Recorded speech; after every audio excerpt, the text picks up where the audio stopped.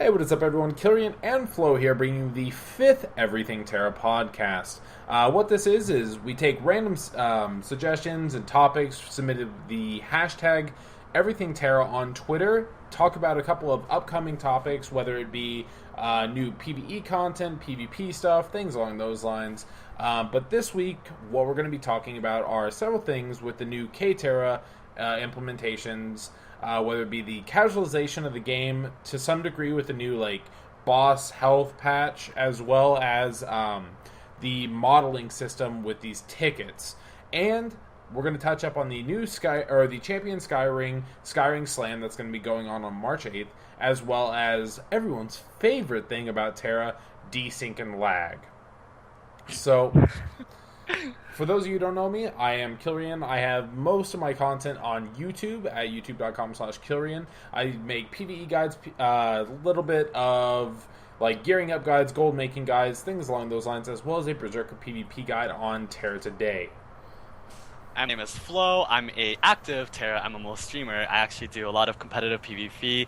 I involve myself in all forms of PvP, and I do my best to write guides and provide a lot of advice for people. So if you're looking for that sort of content, feel free to check me out. Okay. And so what we're going to start off today is pretty much the new patch notes that came out with the casualization of the game. If y'all don't know what we're talking about, you can always find new TERA information as well as just normal TERA information on teratoday.com, so make sure to go check that out. It's pretty much where I get all of my TERA related news. But one thing that they basically are doing is, with the implementation of new instances, primarily being Kushbar's Gorge, which is the new Tin Man, they're kind of making things a little bit easier. And keep in mind, this is only implemented in the normal mode, but with the implementation of, there's, boss health, up here now. It's in typical Monster Hunter-esque type games and whatnot, you'll see the boss's health up at the top of the screen. Now it's actually showing incoming big attacks, raid wipes, and stuff like that. I don't know how I feel about it necessarily. What is your take on it?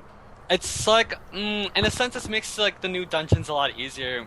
The thing about, I guess, the learning curve of TERA is that back then when you did PvE, the bosses would have to act a certain way or do a certain action in order for you to kind of make a guess in your mind whether they're going to be enraged or whether or not they're going to be switching into their next phase, etc. With the new alert system popping up that will display, whether the bosses are enraged, whether the bosses, a party wipe happens. You don't know, sometimes you don't know if the boss is reset because everyone died, mm-hmm. or maybe there's a phase where you have to burn it before, it potentially wipes your whole party, or there's a big hit coming.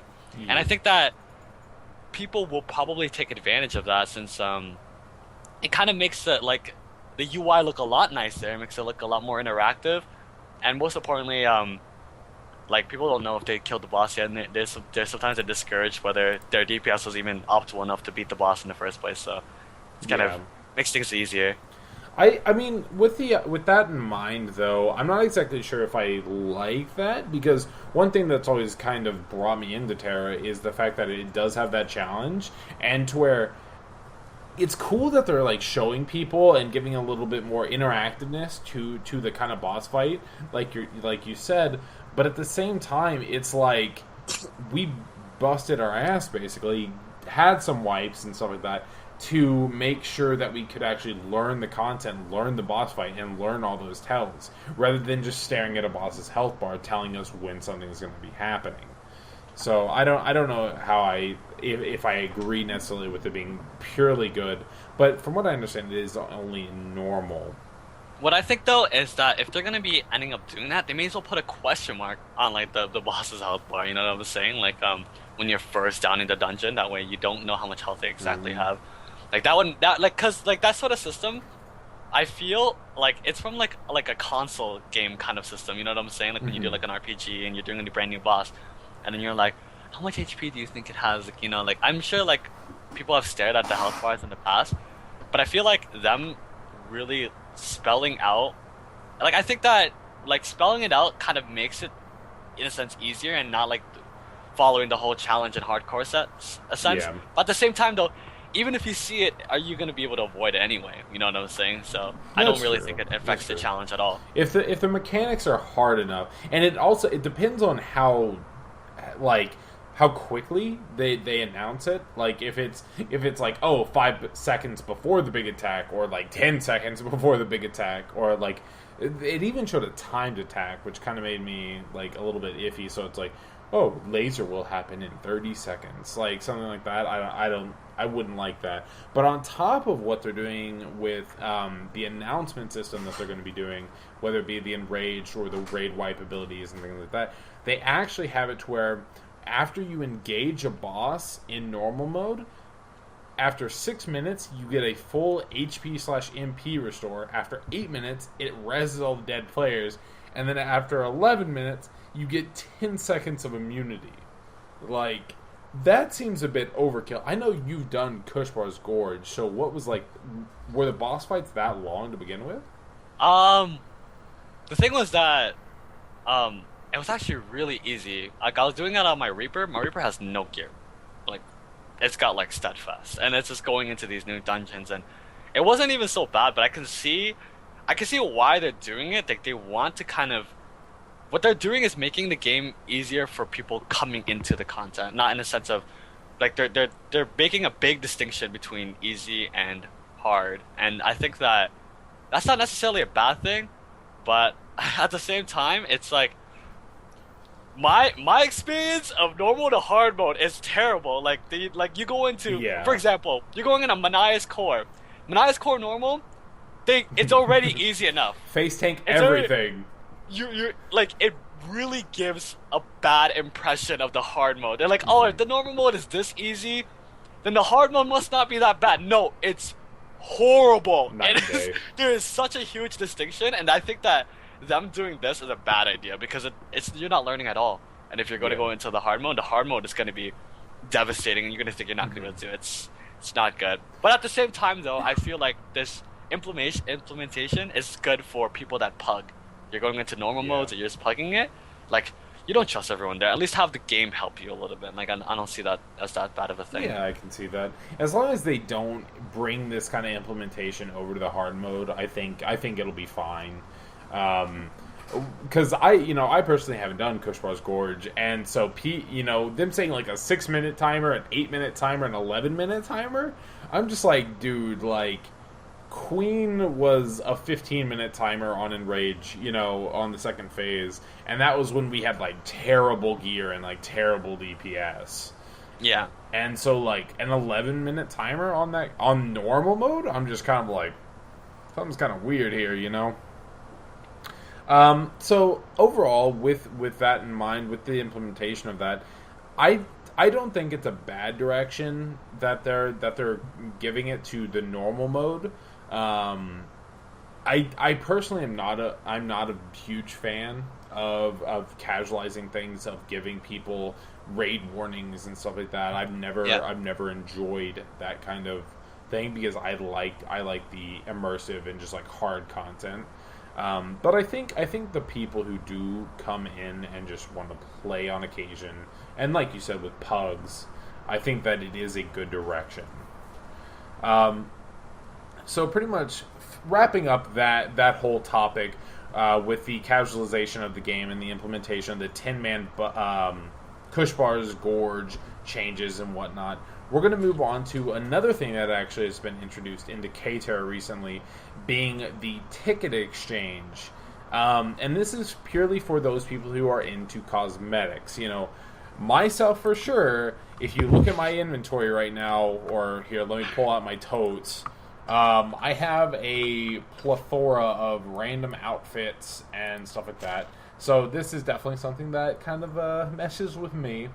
But what this new ticket exchange system is whenever you log on to TERA, they start giving you tickets. And up to 2.5 hours, they give you more and more tickets, up to 300 tickets a day. These tickets can be used to exchange for armor templates, like whether it be temporary armor templates. temporary armor templates, which last 7 days, or permanent ones, which last, permanently, obviously. And then the temporary weapon ones, I didn't see a permanent one.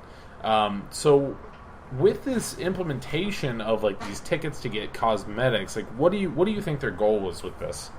It's to kind of spell out to, I guess, in comparing TERA to other games, how active their player base is what they're trying to spell out. I feel like just kind of like we always have these many players on. Maybe they're like trying to get statistics of who really like logs into the game and stuff.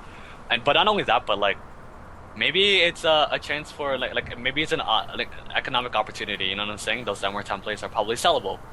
You can probably trade them or like sell them to other people, or like I don't know. If you're watching my stream yesterday, there was a human berserker level 31, and this guy had like the most impressive looking armor ever. Like it was it was like a knight armor straight out of like medieval ages. It was like I was like looking at that, I was like, this guy's level 31. Like this is crazy. You know what I'm saying? Yeah. It'll be good for people that are leveling up and starting the game because they want to look cool. Oh, and that's I think true. The armor leveling up, I think, it was pretty terrible. Yeah. So if you want to look cool, then it's a good start. That's actually a good point. I actually didn't think about that because it'll kind of give that reason for newer players, for leveling players, to say, hey, I should log on. Like, oh, I'm this close to this new template, so I can like look fucking awesome. I didn't think about that. However, with that in mind, I'm not sure if I like it just being literally a log on thing. You know what I mean?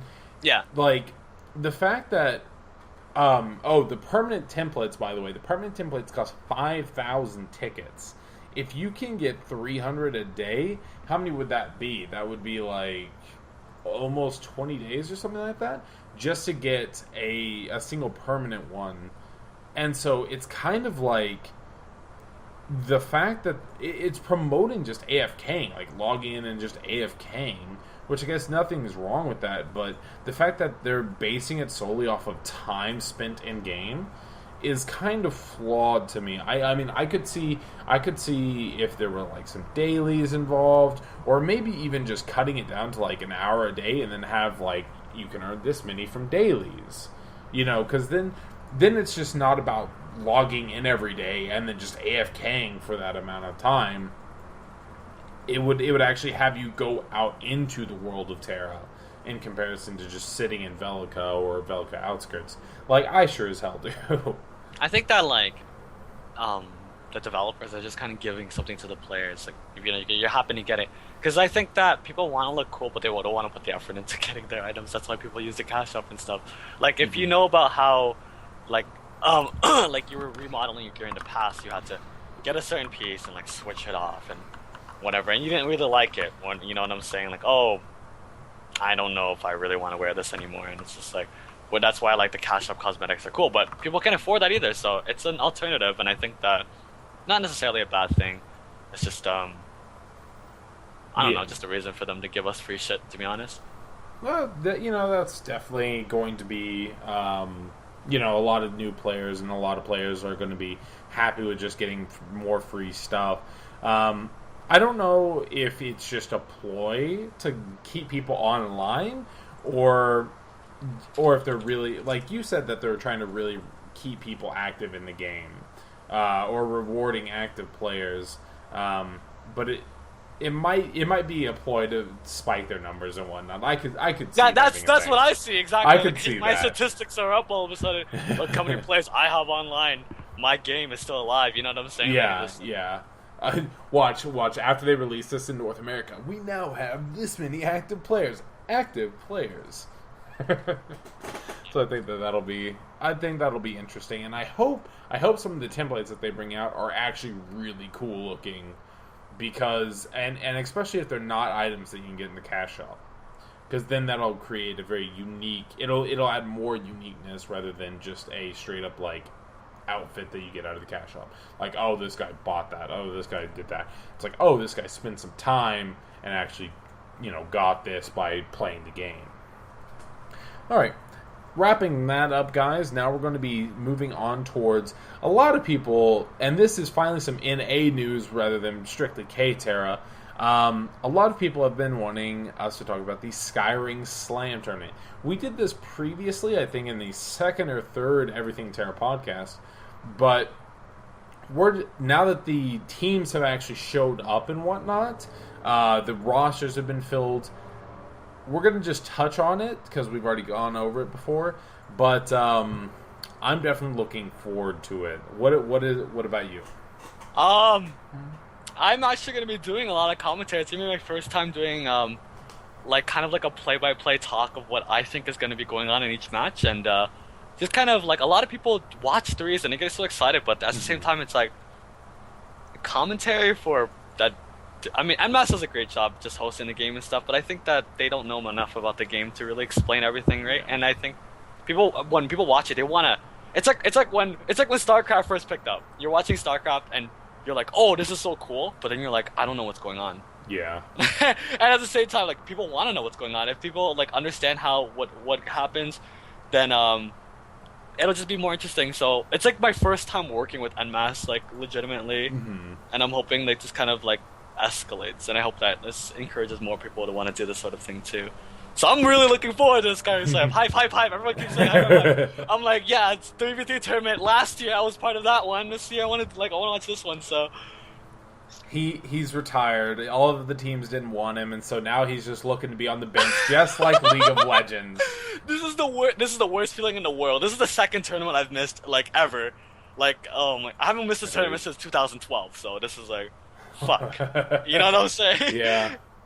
Well, you know, hopefully with talking with EnMasse and whatnot, you'll be able to actually get on that kind of crew, because they really do. Like, anyone who watched the Freywin Clash tournament or even the previous one, EnMasse doesn't know what they're doing. Like, as far as the intricacies of the game, they're like, that Lancer with the Giga Chain, man, that was strong. Good job, team. Look at that follow-up. It's like, cool story, bro. So hopefully with a more experienced mind in that, and commentator in that, it'll definitely bring, I think it'll be cool because it'll bring a lot more players to understand it, and hopefully in turn, if they're really paying attention to how you're commentating, and hopefully I'm commentating, wink. But fine, don't even fucking laugh. Fuck you, Flo. No, but hopefully whenever people listen to the commentaries and whatnot, pretty much will say like, oh, okay, so this is exactly how you execute that. This is exactly how you play this comp. And in turn, it'll make players better at the game if they're really paying attention. What about the... Oh, by the way, this is happening on March 8th. So next Friday is when the... Saturday. Next Saturday is whenever the Skyring Slam Tournament is actually going to be happening. With the team compositions coming into this, we touched up on it, like I said, in the previous podcast, but like... It's pretty much coming true. Like, what did you see out of most teams? Team composition, for one, everyone's going to be running a Lancer. The Lancers are very safe. Every competitive player that's joining this 3v3 tournament is aware of how much that a Lancer class offers in terms of that. So they will always have, whether or not they're running a Lancer, it's going to be on their roster, for one.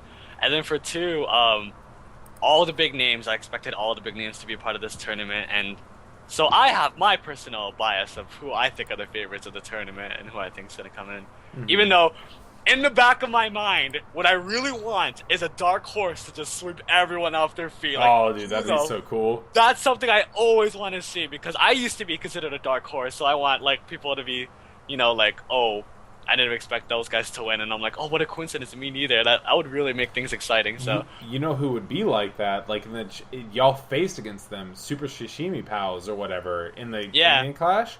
Yeah, and they no one knew them. Yeah, no exactly. one. They came in and started sweeping. I think my team lost to them actually. We were like, who the fuck are these people? Exactly.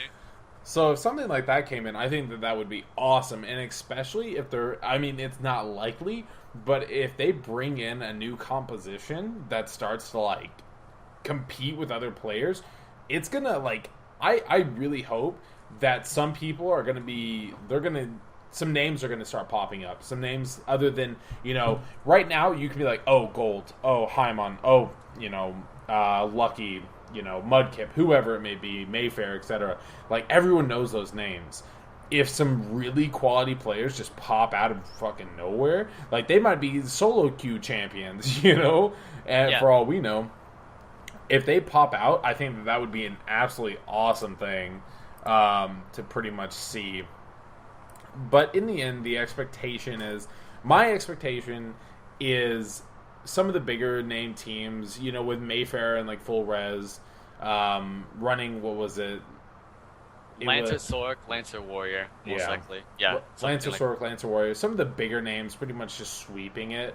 That's kind of like the basic expectation. Lancers everywhere and whatnot.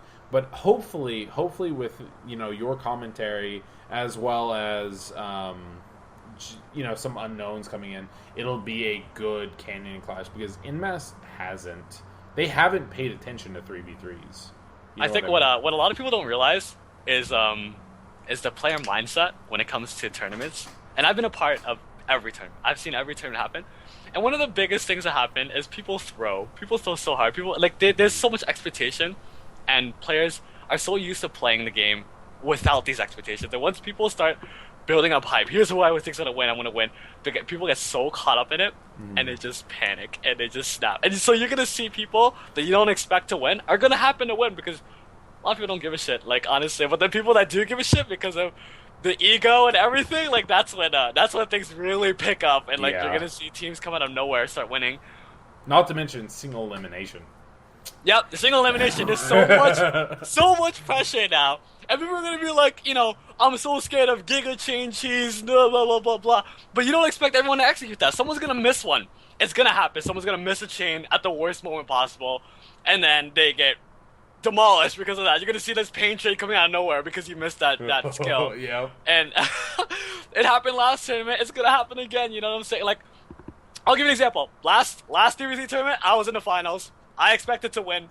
There was so much pressure on me, and I threw the game. Like, I threw it so bad. And it's like a story that people like rub into me to this day. So I just expect I expect a lot of things to happen in this tournament. So. It'll definitely be a very enjoyable thing. I'm going to be watching it. Hopefully, I'll be commentating it with you, and we'll see how it all goes. So, kind of branching off of the note of Champion Skyring, the thing that everyone absolutely loves about TERA, which is going to have a very heavy impact with the 3v3 tournament, desync and lag. For those of you who don't know what desync is, basically, on TERA, whenever you randomly miss that hit, like if you're a Berserker and you get a guy on the ground and you swing your axe, and then all of a sudden no damage pops up, the knockdown doesn't continue, that's desync. Essentially, the server is registering a person somewhere different than they actually are, than they are on your screen. What is your take on desync?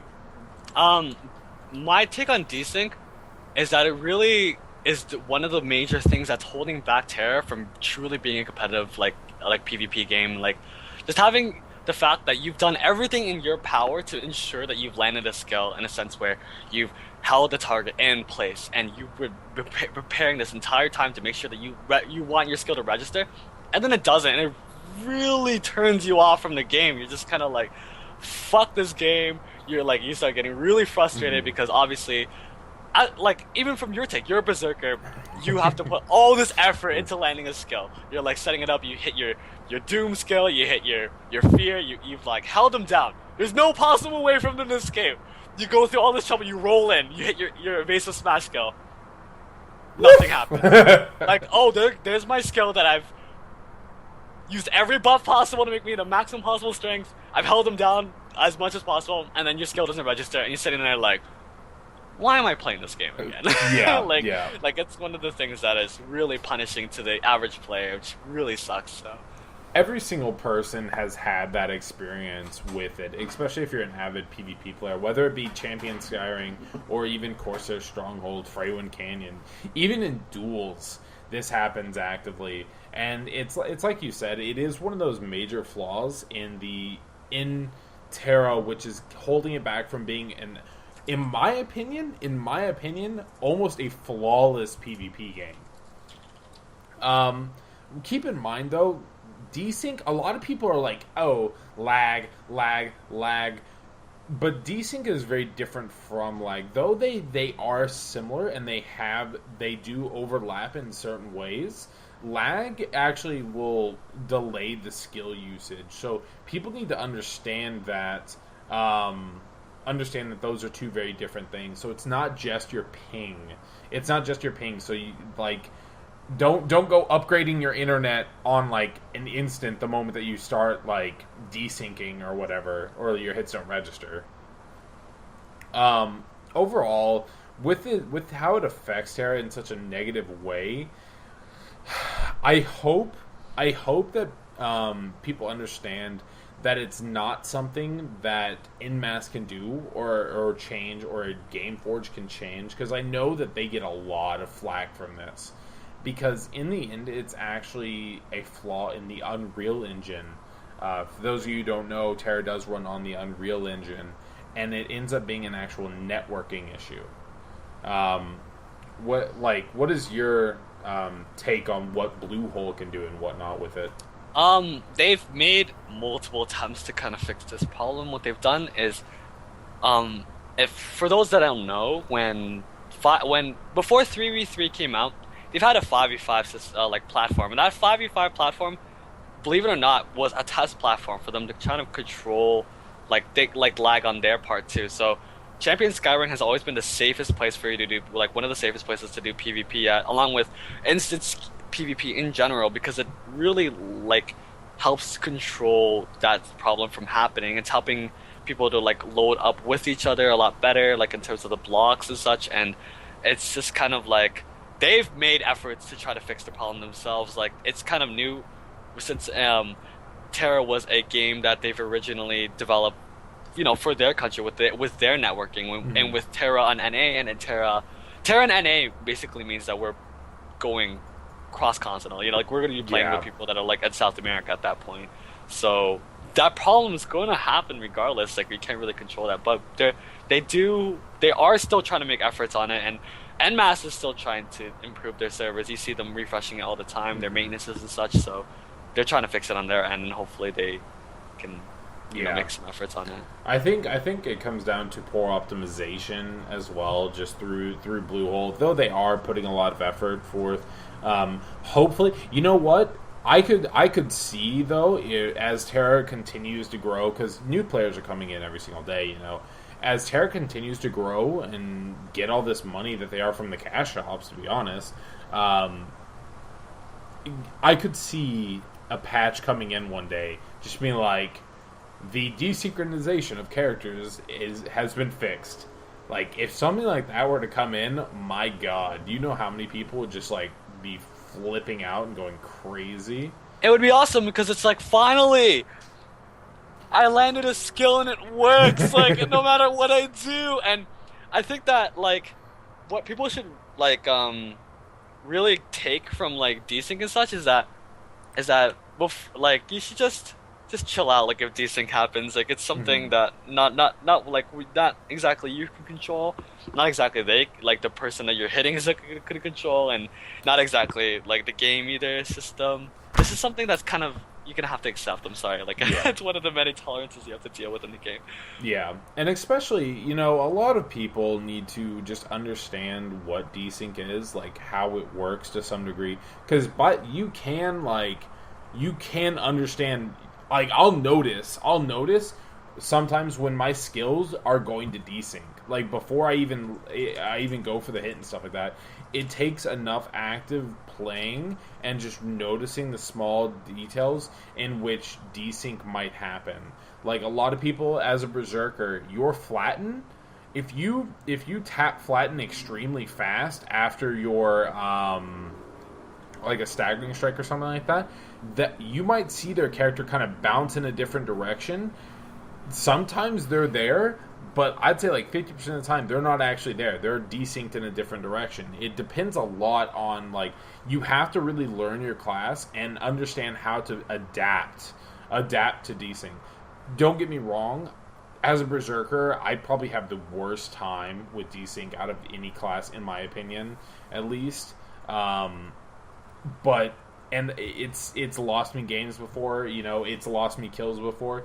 But at the same time, it's one of those things where I keep playing and I keep understanding it more and more to where I can try to minimize its effects. What about you on Slayer? As a Slayer, what I tell every Slayer is that desync doesn't happen as much on a Slayer as people think. Like, there's gonna be many moments where you're missing a fuck ton of skills. There's gonna be so many times where, like, but like that's 9 out of 10 times, that's not the desync. That's you, the player, not hitting your skills, not aiming at a certain distance.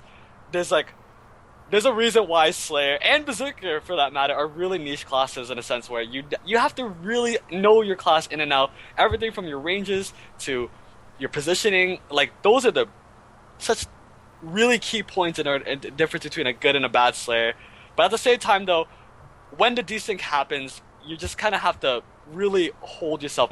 Like, you can tell that when desync happens, when you, like, there's certain safety, like what I call it, safety nets, that, like, there's, like, really simple skills that are, like, will not, like, 99% of the time hit. And if they're not hitting, they're probably desyncing. You need to hold back. Don't go all out and just kind of wait for them to level out. You'll see, like, maybe them teleport a little bit. And once that teleporting thing happens, that's when you know the desync's over. And you're like, okay, let me go back in. I'll try again. Let's see how it works. So same with abilities like Backstab. Backstab will actually teleport to where they are on the server's end. Like, you'll see warriors when someone desyncs, like a healer desyncs, and they backstab, and the warrior doesn't teleport behind the mystic or behind the priest or whatever, and they teleport, like, a little bit off. You know what I mean? So you can tell, like, there are certain things that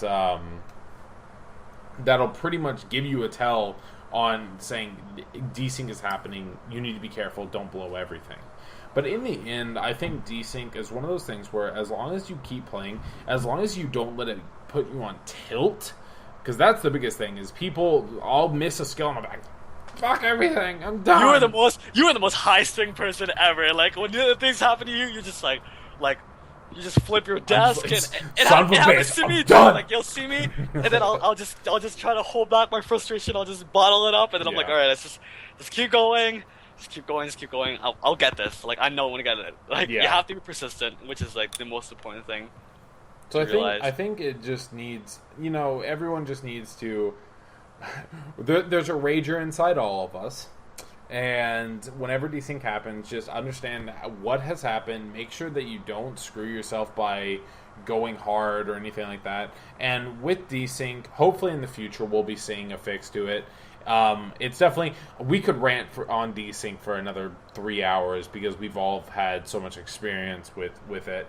But in the end, it's one of those things that people just need to, People just need to not get hung up on it and just really practice and play their class to the best of their ability. So in the end, guys, we're going to be wrapping up the 5th Everything TERA podcast. Today we talked about the casualization of the game with the new TERA patch, the new ticket system with all the cosmetics that they're implementing, touching up on Skyrim Slam as well as desync in TERA. Hopefully you all enjoyed it.